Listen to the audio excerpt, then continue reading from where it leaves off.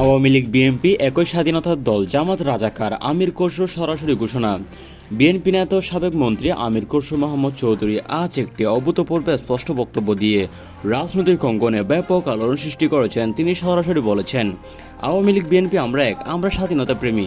জামাত রাজাকার আমির খসরু বলেন, আওয়ামী লীগ ও বিএনপি আমরা দুই দলই একই জাতির সন্তান। আমাদের মধ্যে যতই মতভেদ থাকুক আমরা উভয় স্বাধীনতা প্রেমী। জামাত ইসলামী রাজাকারের দল, যারা 1971 সালে মুক্তিযুদ্ধের বিরোধিতা করেছে, গণহত্যা চালিয়েছে এবং এখনও দেশের স্বাধীনতা চেতনার বিরুদ্ধে অবস্থান নিচ্ছেন।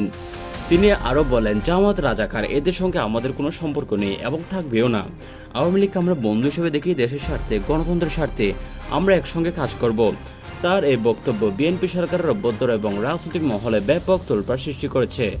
আওয়ামী লীগ নেতাকর্মীদের মধ্যে এই ঘোষণায় আশা উল্লাস দেখা যাচ্ছে। অন্যদিকে জামাত ইসলামের নেতৃত্বের মধ্যে তীব্র ক্ষোভ প্রকাশ পেয়েছে। সামাজিক যোগাযোগ মাধ্যমে নেটিজনদের মধ্যে চলছে তুমুল আলোচনা। কেউ কেউ এটাকে জাতীয় ঐক্যের বড় পথ থেকে বলছেন, আবার কেউ কেউ এটাকে রাজনৈতিক কৌশল হিসেবে দেখছেন।